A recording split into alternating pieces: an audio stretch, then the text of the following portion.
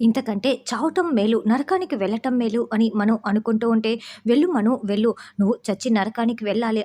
నరకంలో ఉన్న శిక్షలని నువ్వు అనుభవించాలి. అప్పుడే నా ఆత్మకి శాంతి కలుగుతుంది అని ఆరు అనుకుంటూ వస్తూ ఉంటుంది. ఇక ఆకాశంలో యమధర్మరాజు చిత్రగుప్త అంటూ అరుస్తూ రావటంతో, చెప్పండి ప్రభు చిత్తం అని గుప్తా గారు అంటారు. నువ్వు ఆ బాలికను తీసుకొని వెంటనే మన లోకంలోకి బయలుదేరి రమ్ము. ఒకరికి అక్కడ పెను ప్రమాదము ముంచుకు వస్తున్నది అని చెప్పటంతో, ఎవరికి ప్రభు అని గుప్తా గారు అంటారు. మాయాదర్పమున నువ్వే చూసి వీక్షింపుము, నువ్వే తెలుసుకొనుము.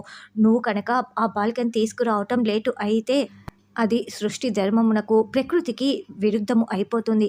కాబట్టి లేటు చేయకుండా తీసుకొని రమ్ము అని యమధర్మరాజు ఆజ్ఞ వేయటంతో, అలాగేనని గుప్తా గారు అంటారు. ఆ వచ్చే పెను ప్రమాదము ఏమిటో ఎవరికో తెలుసుకోవాలి అని ధూమ్‌తక అని మాయాదర్పణం అక్కడ ప్రత్యక్షమవుతుంది. వెంటనే ఓపెన్ చేసి చూడటంతో బాగి ఆరు ఫోటోని చూస్తున్నట్లుగా గుప్తా గారు వీక్షిస్తూ ఉంటారు. ఒక్కసారిగా ఆరు ఫోటోని చూసిన బాగి కుప్పకూలిపోతూ, కళ్ళు తిరిగి పడిపోతూ ఆరు ఫోటో వైపు తదేకంగా చూస్తూ ఉంటుంది. గుండెల్ని అలాగే గట్టిగా పట్టుకొని చాలా షాకింగ్‌గా చూస్తూ ఉంటుంది. ఏమిటి విపత్తు? ఇన్ని రోజులు జరగనిది ఇప్పుడు ఈ బాలిక ఆ ఫోటోని చూచుచున్నదా?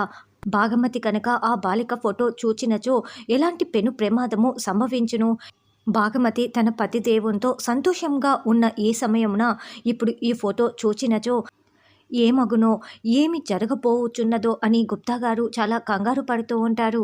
సరిగ్గా అప్పుడే ఆరు గుప్తా గారు అంటూ పరిగెత్తుకుంటూ అక్కడికి వచ్చి, ఆయన బాగి కలిసిపోయినందుకు, శారీరకంగా ఒకటైపోయినందుకు ఆ మనోహరి చిత్రవద అనుభవిస్తోంది.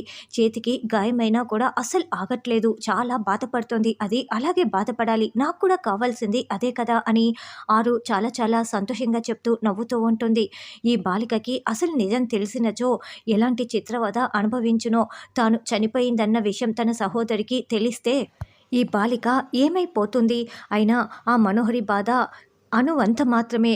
ఈ నిజం నీకు తెలిస్తే చెప్పలేనంత అని గుప్తా గారు చాలా బాధపడుతూ ఉంటారు.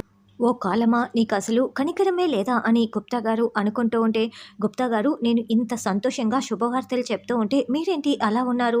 అసలు ఈ మాయ దర్పణం ఎందుకు తెప్పించారు? ఇందులో ఏం చూశారు? మళ్ళీ మా ఆయనకి, నా చెల్లి బాగికి, పిల్లలకి ఏదైనా ప్రమాదం ముంచుకొస్తుందా? చెప్పండి గుప్తా గారు, అలా మౌనంగా ఉండకండి. ఏం చూశారు చెప్పండి అని ఆరు ప్రశ్నిస్తూ ఉంటుంది. ఏమీయో లేదు బాలిక, ఇది మా స్వంత పని మీద తెచ్చాను అంతే అంతే అని గుప్తా గారు అక్కడి నుంచి పక్కకు వెళ్తారు. అయ్యయ్యో! గుప్తా గారు ఏమీ మాట్లాడట్లేదు. ఈసారి ఏం ప్రమాదం ముంచుకు వస్తుందో ఏంటో అని ఆరు చాలా టెన్షన్ పడుతూ ఉంటుంది. తర్వాత మనోహరి సోఫాలో కూర్చొని అలా రక్తం కారుతున్న చేతిని అలాగే పెట్టుకొని ఇంకా బాగి అమర్ గురించే ఆలోచిస్తూ ఉంటుంది. అటుగా వెళ్తున్న బాగి రక్తం కారుతున్న మనోహరి చేతిని చూసేసి, అయ్యో మనో ఏమైంది? ఏంటి ఈ చేతికి గాయం? ఇంతలా రక్తం కారుతుంటే ఇలా కూర్చున్నావేంటి? ఉండు నేను ఫస్ట్ ఎయిడ్ చేస్తాను అని చెయ్యి పట్టుకుంటే, ఏయ్ వదలవే, నువ్వు నా మీద గెలిచావు కదా, నా జీవితాన్ని ఎండమావి చేసేసావు కదా, నువ్వు అనుకున్నదే సాధించేశావు. నేను ఓడిపోయాను, నువ్వు గెలిచావన్న సంతోషంతో ఉన్నావు కదా అని మనోహరి అంటే, ఓ ఏంటి నిజం తెలిసిపోయిందా? ఎప్పట్లానే చాటుగా మొత్తం వినేశావా? ఇది గెలుపంటావేంటి మనోహరి? భార్యాభర్తలన్న తర్వాత దాన్ని దాంపత్యం అంటారు. గెలుపంటే ఇది కాదు మనోహరి. నువ్వు నీ అంతట నువ్వే ఇంట్లో నుంచి వెళ్ళిపోవటం గెలుపు. నీ గతం తెలుసుకొని ఆయన ముందర పెట్టి నిజాలన్నీ బయటికి రప్పించి నిన్ను పంపించేస్తే అది గెలుపంటారు. చేసిన పాపాలకి పశ్చాత్తాపం పడేలా చేయటం గెలుపు. నిన్ను మనిషిగా మారిస్తే దాన్ని గెలుపంటారు, దీన్ని కాదు అని బాగి చెప్తుంది. ఏంటే నువ్వు అప్పుడే మొత్తం గెలిచేశానని తెగ సంతోషపడుతూ నాకే క్లాస్ పీకుతున్నావు? నువ్వు అమరేంద్రతో ఒక్క రాత్రి గడిపినంత మాత్రాన నీది కాపురం అయిపోదు. ఇది తామరాకు మీద ఒక నీటి బొట్టు లాంటిది మాత్రమే. ఇలా మెరిసి అలా మాయమైపోతుంది. నీ కాపురాన్ని నేను నాశనం చేస్తాను అని మనోహరి అంటుంది. ఏం చేస్తావు మనోహరి, ఏం చేస్తావు? అరుంధతి అక్కని చంపినట్లే నన్ను కూడా చంపేస్తావా అని బాగి చెప్పగానే మనోహరి చాలా షాకింగ్గా వింటూ ఉంటుంది.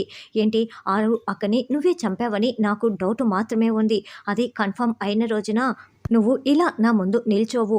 అరుంధతి అక్క చాలా మంచిది కాబట్టి నిన్ను నమ్మింది. నేను అరుంధతి అక్కలాగా కాదు. మంచికి మంచి, చెడుకి చెడు.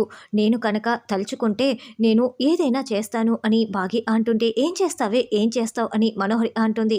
నేను చెప్పను మనోహరి, చేసి చూపిస్తాను.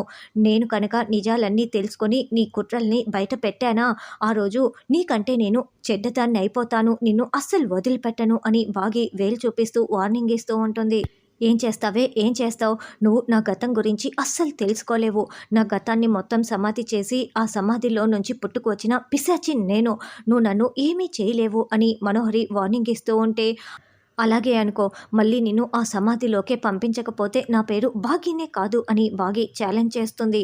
అది చూద్దాం, నాతోనే ఛాలెంజా అని మనోహరి కూడా చిటికెలు వేసి ఛాలెంజ్ చేసి వెళ్తుంది. మనోహరి బయటికి రాగానే రాజుగారు లోపలికి వస్తూ ఉంటారు. ఆశ్రమం రాజుగారు కదా అని ఆరు చూసి చాలా సంతోషపడుతూ ఉంటుంది. మనోహర్ని చూసి రాజుగారు కారు పక్కన దాక్కొని ఉంటారు. మనోహరి కారు వేసుకుని బయలుదేరి వెళ్తుంది. ఈ మనోహరి ఎక్కడికి వెళ్తోంది? రాజుగారు మనోహరి గురించి నిజం చెప్పటానికి బాగిని కలుస్తారనుకుంటా అని ఆరు చాలా సంతోషపడుతూ ఉంటుంది. గుప్తా గారు ఇంతసేపు ఎక్కడికి వెళ్ళిపోయారు? వచ్చారా? రాజుగారు మనోహరి గురించి నిజం చెప్పడానికి లోపలికి వెళ్తున్నారు. ఇందాక మీరు మాయా దర్పణంలో చూసింది ఇదేనా? అయినా ఇది సంతోషించదగ్గ విషయం కదా, మీరెందుకు అంత కంగారు పడిపోయారు అని ఆరు ప్రశ్నల మీద ప్రశ్నలు వేస్తూ ఉంటుంది.